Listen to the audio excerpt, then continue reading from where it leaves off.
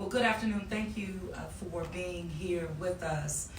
You see, I have a much smaller team with me this afternoon because we really want to speak specifically to not only attack, but really the recovery mode that we are in at this particular time. So what I will do is we'll start with our IT director, Kim LeGroux, then we'll move over to Colonel Durrell with the Louisiana National Guard, and then of course Q&A, and I will interject accordingly as we move through this briefing. Kim? Thank you. Good afternoon. I just want to speak to where we are with our cyber attack. Despite all of the measures that we took to avert this attack, we do know that our detection, the immediate actions, and our well-orchestrated response plan put the city in the best and most resilient position to recover from our attack with the best possible outcomes. So that plan did include does include a thorough analysis of the threats that could be remaining in our environment and a thoughtful and methodical approach to remediating so that we're not exposed to further risks.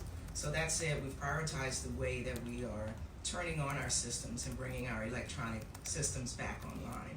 Our priority remains public safety, and what we're doing is bringing on those electronic systems to reduce the burden on the manual processes that they are following now. Our next priority is getting access to our cloud-based financial systems, and then we will turn to the permitting processes that enable us to more quickly do the work that we're doing for our citizens. Right now it's manual.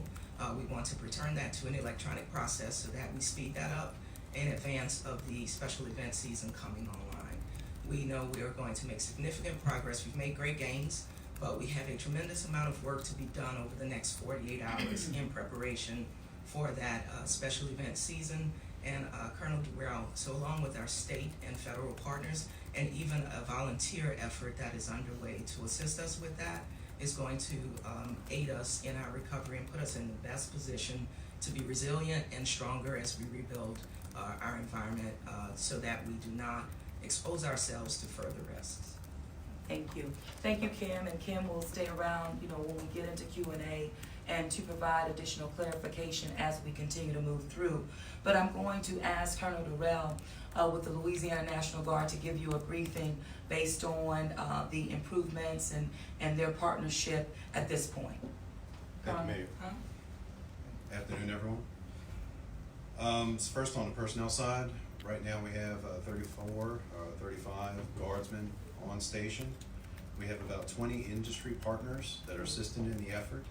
And today through this weekend, we will be accepting or receiving more volunteers to assist in this effort to a total of about 75.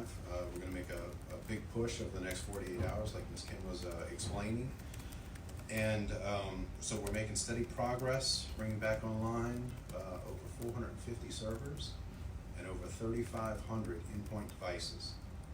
And to put that in perspective, to set up a network, to configure it, to create a safe computing environment, and to add all those endpoints with the complex network that they have here in New Orleans, it would normally take several weeks to several months to do something like that.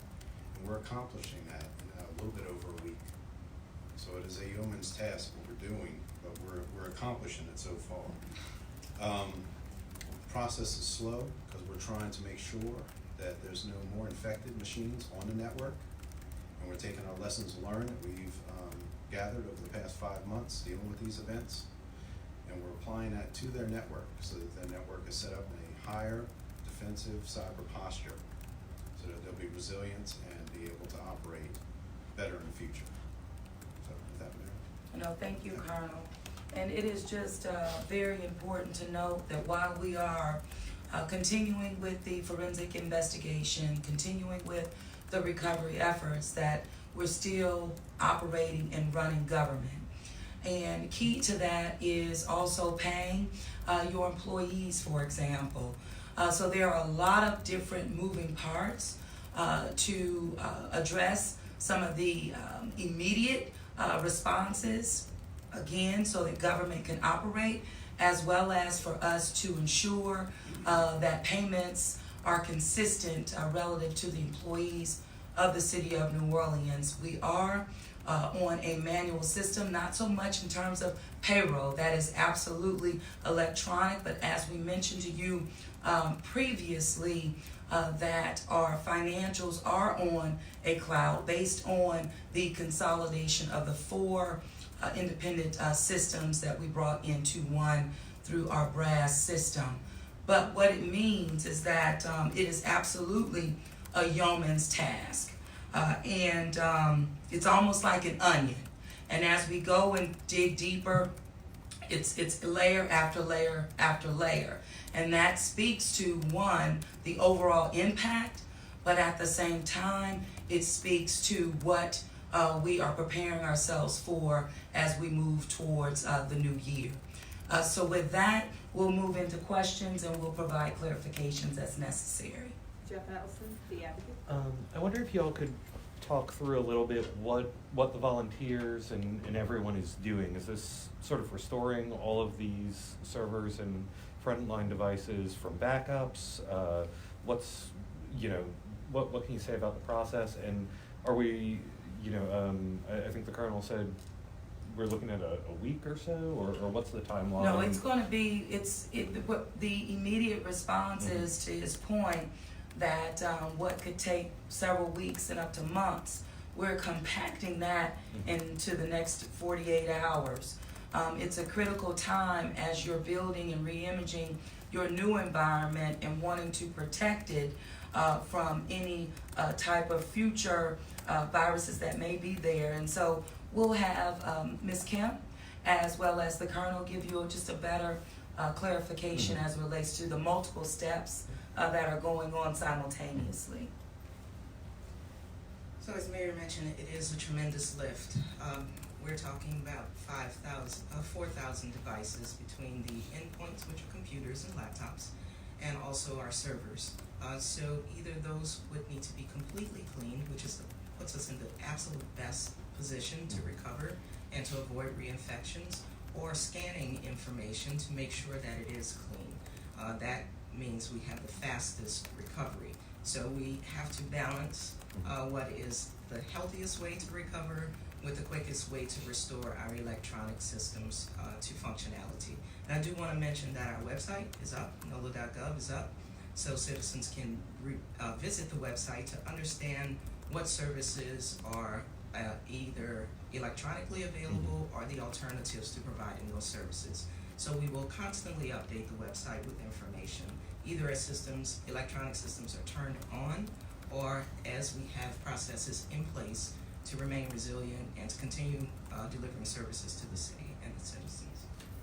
And is the decision to re-image versus just scan based on what you guys are finding on individual devices, or is there a blanket? You said you're balancing. Yes. Just sort of trying to get a sense of what that entails. I'm going to let the Colonel answer that question because this is a repeated response. This has been happening across the state for the last 5 months. So every time we go through this, the attackers get more sophisticated, their vectors change, but the response is based on the experience that they've gained over the last 5 months throughout the state of Louisiana. So I'm going to let him speak to where we are now. Thank you.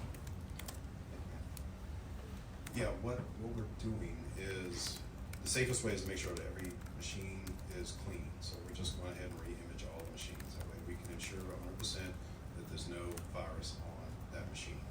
So the teams with the IT staff here and the teams that we've put together, we're fortunate that all of them are technically proficient and we're able to attack this with full force. And all 4,000 machines, be those servers or endpoints, are going to be remediated and put on a new house in a new, better environment. Does that answer your question? I know it's complicated. I think so. It is. I mean, it is. It's complicated. Yeah. Sorry. Aubrey Killian, WDSU. Any updates on a cause or behind this, the specific cause, and how much dollar amount has been spent so far? Well, in terms of the cause, we know that it was a user. I mean, it was a phishing expedition, and it did come through email.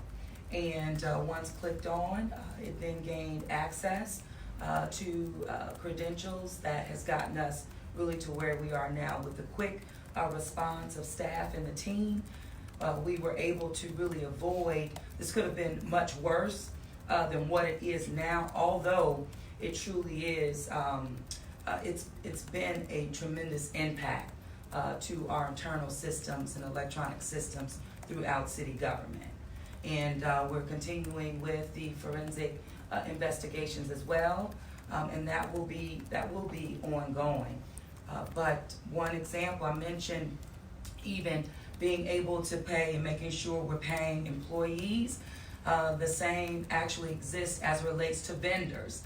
So we're creating and building out a war room, if you will, to ensure that we're able to process vendor payments so that we do not lose, any services to the city, and therefore a tremendous impact or an additional burden to residents. So this is a very large task, multiple really ahead of us. We, in terms of a dollar amount, there is that still really in the works as we determine the computers, for example, or equipment that will be pulled offline indefinitely. So, for example, computers that we know, we red dot them, that we will not touch, we will not use, that is bubbling up to be an expense, right, and a loss that the city of New Orleans will have. But as we move through, we will have a better understanding of the overall cost that we're up against to not only to build kind of like our new environment, but I tell you, it will be our opportunity to, as you say, we're building a new house, using that as an example, to determine if you add a den, you add a sunroom, those types of things, to ensure that we're building a system that will last and will sustain this very, this cyber hacking situation that we're up against, not only locally or in the state, but at a national level. Have y'all had to pay, or have they asked for any ransom? No, that still remains the same. Based on what we have seen, and also the actions that were taken by staff, it did not get to the point that our data is being held or we're being asked to pay a ransom. However, the impact, though, to our systems, they're real. We do not have an overall timeline for you, but just to the Colonel's point, what we are doing as it relates to recovery is collapsing weeks of work into hours in a particular day. And we're making and seeing significant progress throughout departments, particularly prioritizing public safety, prioritizing absolutely our financial systems that require us to do some of the intake to therefore pay vendors as well as employees. Tiffany, did you have anything? Yes, so just to clarify, do we know if this was the same ransomware that attacked the state? And just to clarify, is it also the best way to prevent this from happening in the future, like he said, just clearing out the systems? Clearing out, absolutely. Building a totally new environment with significant upgrades to make us more sustainable in the future. But speaking to what happened at the state, I'm going to ask the Colonel to come back up. Unfortunately, at this time, we're still under investigation with that. It is similar, but I cannot confirm whether it was the exact same strain.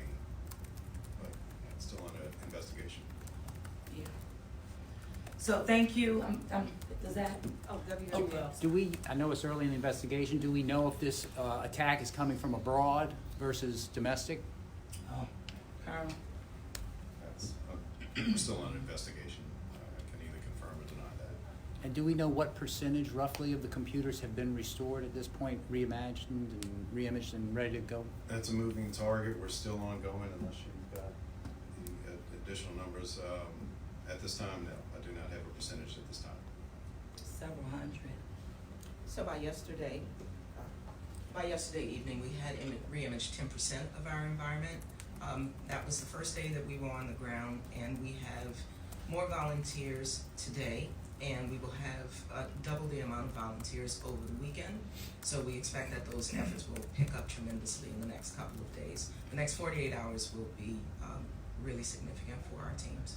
Exactly, and also understanding that it's just not, you know, the computers in offices, it's also for us in terms of departments that we manage, the New Orleans Police Department, for example, even as it relates to our CAD system, the vehicles, how they talk to one another, the body cam system. So it's an onion, and there are so many different layers to this, but it cannot be underestimated the impact that this has had on city government, and in spite of, we're still operating and servicing the public.